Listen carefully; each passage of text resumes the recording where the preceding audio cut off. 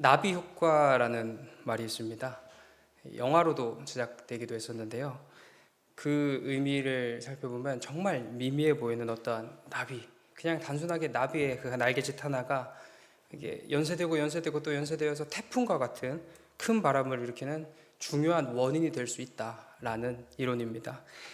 아주 사소해 보이는 작은 행동 하나가요, 그 행동 그것에서 머무르는 것이 아니라 연결되고 또 연결되고 또 연결되어서 추후에는 예상조차 하기 어려운 엄청난 결과를 낳게 된다는 의미입니다. 우리들의 삶, 우리들의 신앙에도 이 나비 효과와 같은 일들이 있습니다.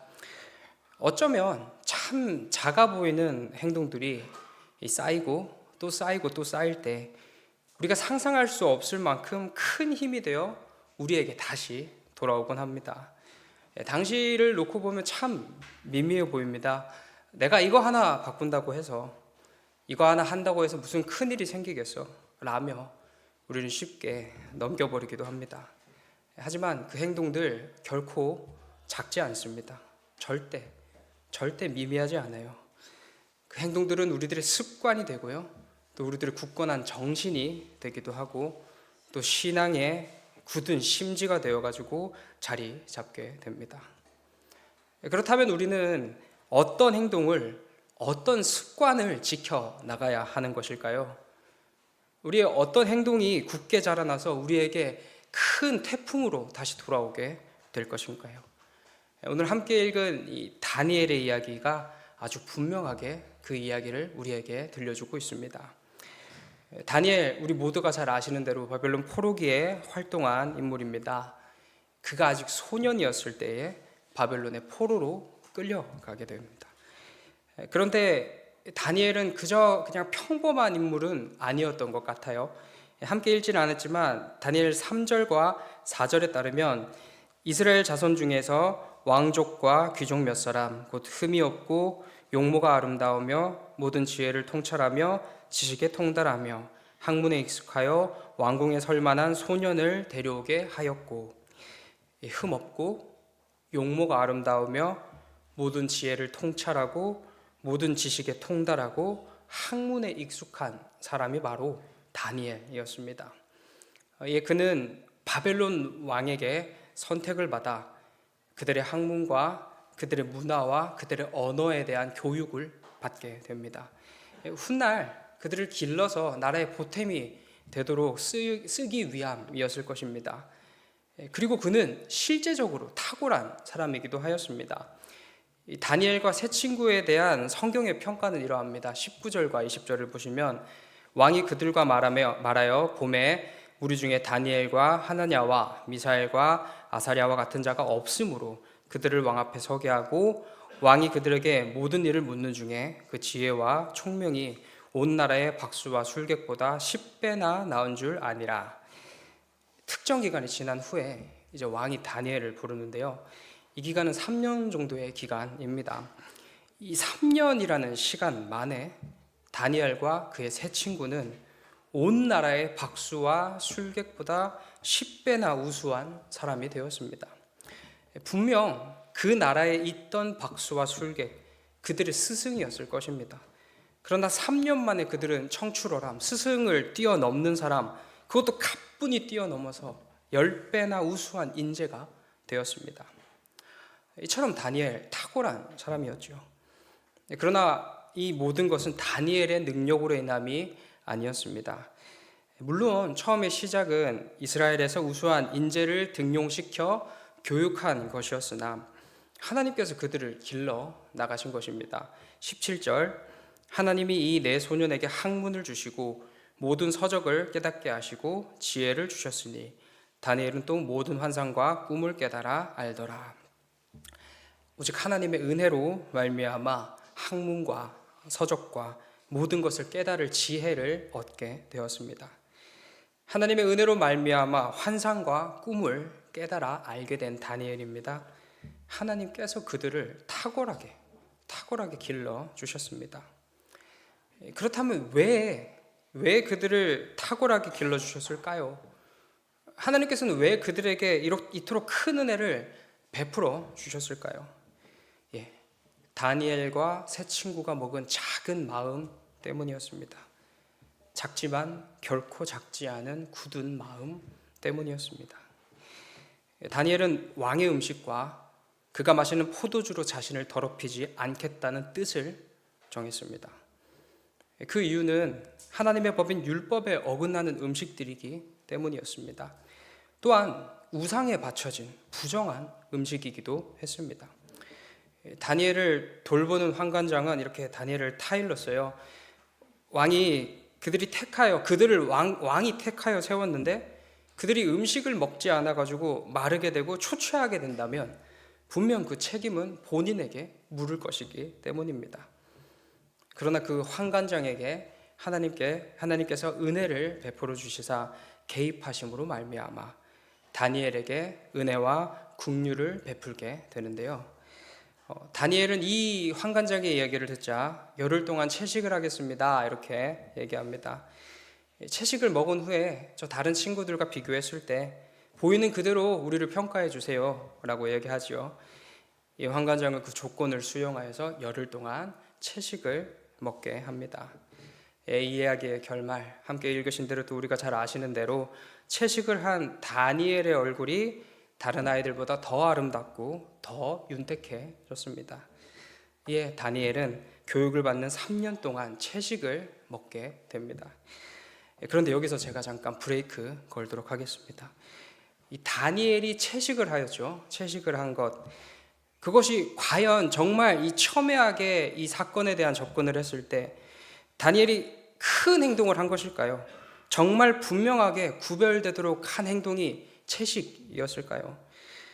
좀 더 은혜 없이 말씀드리면 그가 채식을 하는 것이 그토록 대단한 일이었을까요? 열흘 동안 채식을 하고 얼굴색이 좋아지고 3년을 채식을 해도 건강하였다. 어쩌면 충분히 일어날 수 있는 일 같습니다. 오히려 어느 측면에서 맞는 일 같아요. 열흘 동안 기름진 고기 안 먹고 채식하면 제 얼굴도 많이 좋아질 것 같습니다. 또 이미 수많은 채식주의자들은 3년 아니라 30년도 넘게 채식을 하는 사람들도 있는데 물론 건강에 이상이 있는 분들도 있지만 그렇지 않은 분들도 상당히 많습니다.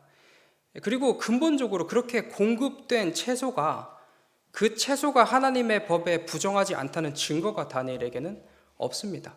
그 하나님의 법에 철저히 구별하여서 그들에게 그 채소를 제공하는 것이 아니었기 때문입니다. 그 채소 역시 왕궁에 바쳐진 제물이었고 어떤 측면에서는지 충분히 부정할 소지가 있는 채소들이었죠. 더 나아가 다니엘이 배운 학문은 어떤 학문이었습니까? 충분히 그를 부정하게 할 점성술이었고요. 이방 신들에 대한 학문이었습니다. 다니엘은 이 학문은 거부하지 않습니다. 오히려 그들의 스승을 뛰어넘는 수준이 되기까지 합니다. 무려 점성술 또 이방 신들을 연구하는 학문에 있어서 원래 있던 전문가들보다 10배를 뛰어넘는 인재가 된 것입니다. 또 한편 지금 본인들을 제외한 수많은 이스라엘 백성들은 포로가 되어서 노예처럼 살고 있거나 또 전쟁을 겪으면서 고아가 되기도 하고 다쳐가지고 장애를 입고 평생을 살아가기도 할 것입니다. 그러나 본인들은 그래도 편안한 곳에서 삼시세끼 채소일지라도 잘 챙겨 먹고 큰 걱정 없이 지내고 있지요. 어쩌면 다니엘이 그 체제와 이 상황에 대한 반발을 하고자 한다면 또 정말로 하나님의 법과 질서 앞에서 분명하게 구별되고자 한다면 마치 에스더처럼 죽으면 죽으리다 하고 그들과 전면전을 펼쳐야 하진 않았을까 생각이 듭니다. 나는 이런 더럽고 추악한 학문을 배울 수 없습니다. 나는 하나님의 백성이니까 하나님의 일만 하겠습니다. 내가 이것을 거부하다가 죽으면 죽었지 결코 나는 이 학문을 배울 수도 출처가 분명하지 않은 음식을 먹을 수도 없습니다 라고 말입니다. 그래야 뭔가 이 고통받고 있는 이스라엘 백성들에게도 귀감이 되고 뭔가 시원하고 깔끔하게 진리를 위해 싸우는 모습이었지는 않겠습니까? 이렇게 본다면, 이런 측면으로 놓고 본다면 겨우 채식이죠. 너무나도 작아 보이고 너무나도 미미해 보입니다. 겨우 채식 하나로 다니엘의 그 구별됨을 논하기에는 너무나도 작고 너무나도 미미해 보이기도 합니다. 하지만 결코 작지 않습니다. 성경의 표현에 따르면 당시에 소년이었죠. 소년 다니엘은, 그 다니엘에게 있어서 채식은 그가 할 수 있는 가장 큰 일이자 그가 보여준 최고의 용기였습니다. 이 먼 타지에서 끌려와서 알지 못하는 여러 아이들과 같은 공간에서 같은 생활을 시작했어요. 이 소년의 입장에서 얼마나 참 무섭고 두려웠을까요? 제가 20살에 이제 대학을 가서 처음에 집을 떠나 자취를 시작했는데요. 자취방이 바로 학교 앞에 있었고요. 또 마음만 먹으면 언제든지 집에 전화도 하고 집으로 갈 수 있는 상황이었음에도 불구하고 그 어린 마음에 여러 가지 불안하고 조금 불편한 상황들이 있었습니다. 20년 평생을 제가 울산과 부산만 이렇게 오고 가다가 갑자기 이 천안이라는 곳에 혼자 있다고 생각하니까 제 마음이 어려웠던 적이 있었습니다. 그런데 다니엘, 저보다 더 어린 나이에 같은 나라에 있는 다른 지역도 아니라 이 적국의 중심부로 끌려나와 자신을 보호해줄 장치라고는 하나 없는 곳에서 너무나도 외로운 타지살이를 시작한 거예요. 그런 소년 다니엘이 그 어려운 와중에서도 그래도 구별된 삶을 살아보고자 하나님 앞에 자기의 작은 마음을 들여 채식을 하겠다 이야기합니다. 비록 채식, 아까도 함께 나누었듯이 큰 측면으로 놓고 본다면 사실은 별거 아닐 수도 있습니다. 할 수만 있다면 더 큰 일을 하는 것이 구별된 삶이 맞겠고요. 진정 악과 싸우는 인생이 맞을 거예요. 하지만 소년 다니엘에게 있어서 채식은 그 무엇보다 용기 있고 큰 결단이었습니다. 이에 하나님께서 그의 마음을 아시고 그에게 큰 은혜를 베푸시사 그로 하여금 건강하게도 하시고 수많은 학문도 통달하게도 하시며 모든 서적을 깨달을 만한 지혜도 그에게 허락하여 주십니다. 그의 행동이 대단해서가 아니라 커서가 아니라 그의 마음이 참 귀했기 때문에, 비록 그의 행동은 그리 크지는 않았으나 그의 마음이, 그의 진심이 참으로 귀했기 때문에 하나님께서는 그를 어여삐 여겨 주신 거예요. 우리에게도 이 다니엘과 같은, 다니엘의 채식과 같아 보이는 작은 결단들이 있을 수 있습니다.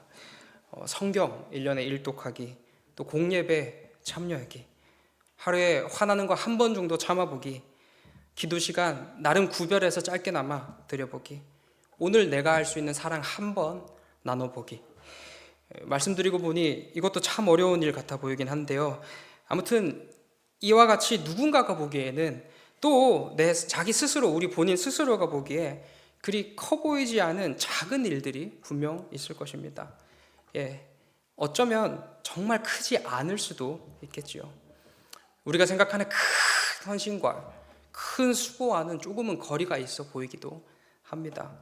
막 비전 헌금 엄청나게 몇 억씩, 몇십억씩 낸다든지, 교회에 매일같이 나와서 5시간, 6시간 반나절 동안 기도한다든지, 매일매일 그 수많은 시간 써서 전도에 힘쓴다든지, 성가대도 하고 교육부서 교사도 하고 위원회 임원도 하고 또 선교회 임원도 하면서 성실히 교회 일에 앞장서서 최선을 다하여 열과 성을 쏟는다든지 하는 것들이 우리들 눈에 보기에는 더 커 보이기도 합니다.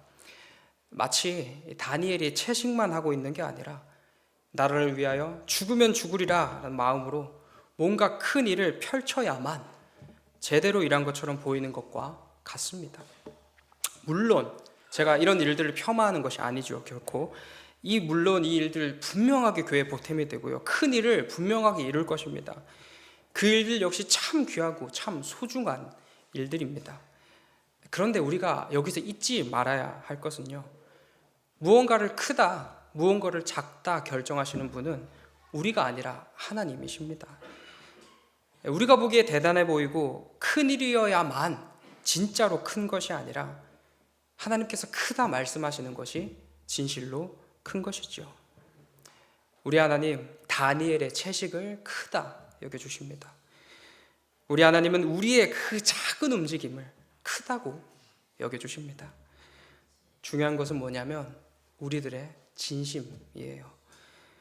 우리가 보기에 큰일을 하든지 큰일을 하지 않던지가 중요한 게 아니라 진심으로 우리가 하나님을 생각하고 있는지, 진심으로 하나님의 나라를 위하여 수고할 마음의 준비가 되어 있는지, 우리가 진심으로 하나님을 사랑하고요, 하나님께서 기뻐하시는 곳에 내 기쁨을 두고 하나님께서 슬퍼하시는 곳에 내 슬픔을 두는 우리들의 그 진심이 참으로 중요한 것입니다.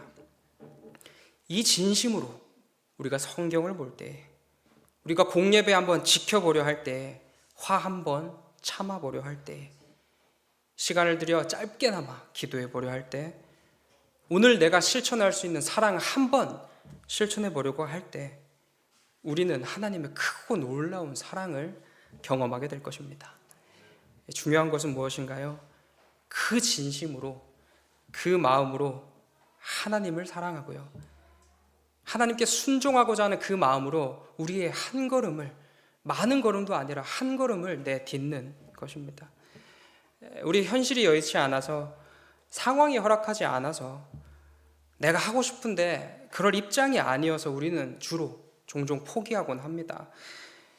그리고 이런 모든 상황 속에서 내가 그거 하나 한다고 해서 뭔 큰일이 일어날까? 그거 하나가 우리 교회에 무슨 보탬이며 겨우 그것 하나로 하나님께서 기뻐하실까라는 생각도 우리에게 들어오기도 할 것입니다. 아니요, 결코 그렇지 않습니다. 결코 작지 않아요. 우리의 간절한 마음과 진심이 하나님을 향한 그 마음이 거기에 담겨 있다면 그 어떤 것도 결코 작을 수 없습니다. 중요한 게 무엇이라고요? 우리가 한 걸음을 내딛는 것입니다. 분명 우리 하나님 그 한 걸음을 기뻐하십니다. 그 걸음을 귀하게 여겨주십니다. 그리고 그 작아 보이는 한 걸음으로 말미암아 나비의 날개짓이 큰 태풍을 일으키는 것처럼 우리들의 삶 가운데 크고 놀라운 것으로 돌아오게 될 것입니다. 한편 반대도 있죠. 겨우 이것쯤이야 하는 생각들이 있습니다. 이거 하나 한다고 해서 나에게 크게 부정적이지 않을 거야 라는 생각입니다. 단순한 예로 이제 교회 학교들만 봐도 충분히 이해가 됩니다. 저 어렸을 적, 아니 그 이전부터 지금까지 끊임없이 이 교회 학교에서 등장하는 대립은요, 교회와 학업이라는 대립일 것입니다. 많은 기독교인 부모님들은요, 때가 있다라고 생각을 하세요. 공부할 때가 있으니 교회에 너무 빠지지 말고 지금은 공부해야 될 때야 라고 교육을 시킵니다. 어느 정도는 공감이 됩니다. 공부해야 하는 시간에 그 시간도 다 써서 그냥 교회에만 있다고 한다면, 교회에서 시간을 보내고 교회에서 무언가를 하는데 너무 많은 시간을 쏟는다고 한다면 어느 정도는 영향을 끼칠 수 있을 것 같습니다. 그렇다면 이제 부모로서 조언 정도는 해줄 수 있겠죠. 교회를 사랑하는 만큼 너의 개인의 소명과 사명을 위해서도 수고해야 된다. 하나님께서 너의 삶을 사명으로 허락하셨고 소명으로 부르셨다. 그 본분을 위해서 너는 공부도 해야 한다라고 권면도 해줘야 할 것입니다. 어린 자녀들은 부모라는 존재의 도움이 반드시 필요하기 때문에 그렇게 이야기해 주어야 할 것입니다. 그런데 많은 부모님들이 때가 있다라고 말씀하시는 게 이러한 이유로 때가 있다라고 말씀하시는 것 같아 보이지는 않습니다. 예배를 작게 여긴 것이죠. 길게는 중고등학교 6년, 짧게는 고등학교 3년. 그 정도는 조금 예배에 빠지고 학원 가도 되고, 아니 너 마음으로 하나님 알고 있잖아, 믿고 있잖아, 그 예배 안 가도 돼. 그 시간에 집중해서 좋은 대학 가서 하나님께 영광 돌리는 게 훨씬 더 좋은 거야. 대학도 가고 취업도 하고 그때 예배 드려도 평생 예배 드릴 수 있잖아, 괜찮아 라고 이야기하곤 합니다. 그러나 결코 이 역시 작지 않습니다. 6년, 3년의 시간의 공백은 우리 아이들의 평생의 신앙을 좌우하기도 합니다. 그렇게 타협이라는 것을 배운 아이들 마음속에는 언제나 예배가 2순위, 3순위로 밀려납니다. 보다 중요한 것 같아 보이는 일이 다가오면요, 가장 먼저 포기하는 카드가 바로 예배가 되는 것이죠.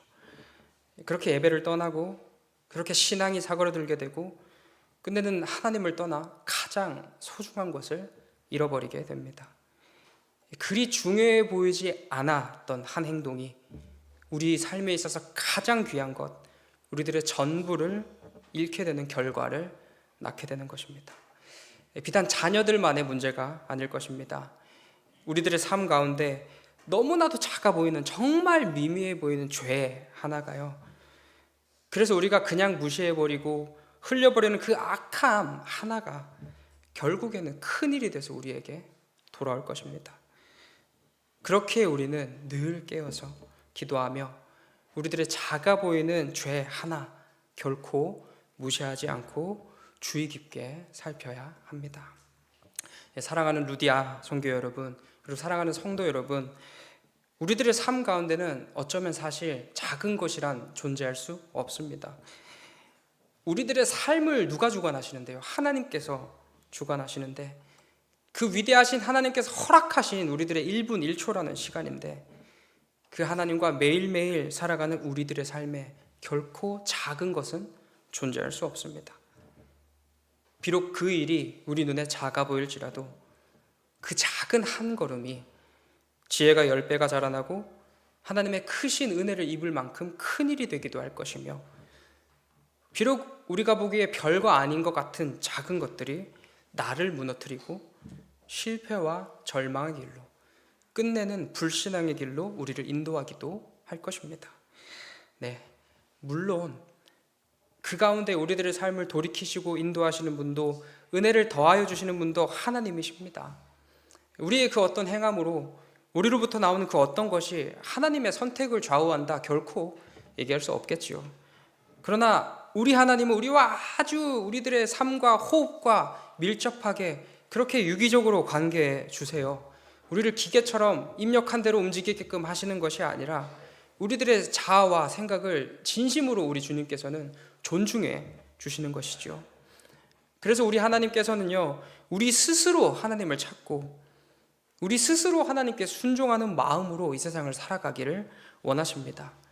그 마음을 참 기뻐하시고 귀하게 여겨주시는 우리 하나님이십니다. 네, 우리는 이미 하나님 안에 있습니다. 하나님 품 안에서 그 누구도 우리를 빼앗아 낼 수 없습니다. 우리는 그 누구보다 안전해요. 이 안전함 속에서, 이 평안함 속에서 하나님을 향한 우리들의 진실한 마음을 담은 딱 한 걸음, 또 하나님께서 싫어하시니 내딛지 않아 보는 딱 한 걸음, 그 한 걸음으로 하나님께서 기뻐하시는 큰 복에 복이 더하여지는 귀하고 복된 하루 살아가는 우리 모두 되시길 소망합니다. 혹 지금 생각나는 어떠한 한 걸음이 있으신가요? 우리 자신을 생각할 때에, 또 사랑하는 가족들을 생각할 때에 내가, 또 우리가 내디딜 수 있는 한 걸음이 생각나시나요? 지금이 바로 그 한 걸음 내디딜 때입니다. 또 지금이 바로 그 한 걸음을 내딛지 않을 때입니다. 비록 작아 보일지라도 우리가 내딛는 한 걸음이, 또 우리가 내딛지 않는 죄의 한 걸음이 우리가 상상할 수 없을 만큼 큰 일이 되어 우리에게로 돌아오게 될 것입니다. 우리 모두 작아 보이나 그러나 결코 작지 않은 한 걸음으로 주님께서 부어주시는 은혜와 사랑 가득 누리신 우리 모두 되시길 소망합니다. 기도하겠습니다. 사랑하는 하나님 아버지, 우리들의 삶을 허락하여 주심에 감사합니다. 우리들의 모든 삶을 존중해 주시고 우리에게 자유를 허락해 주셔서 하나님을 찾을 수 있는 은혜 주심에 감사합니다. 우리들의 이 마음으로, 이 귀한 하나님의 은혜로 하나님 찾게 인도하여 주시옵소서. 비록 우리 눈에는 작아 보이는 일이 결코 작지 않습니다. 하나님, 그 한 걸음이 쌓여서 가장 큰 일로, 가장 큰 복으로 우리에게 돌아올 줄 믿습니다. 그 한 걸음이 우리들의 신앙을 바르게 세우고 우리들의 마음과 생각을 굳건하게 지켜주셔서 어떤 풍파에도 흔들리지 않는 큰 힘이 우리에게 될 줄 믿습니다. 주님, 그 한 걸음 꿋꿋하게 걸어나갈 수 있게 위로함 허락하여 주시옵소서. 주님, 한 걸음 내딛지 않으려 합니다.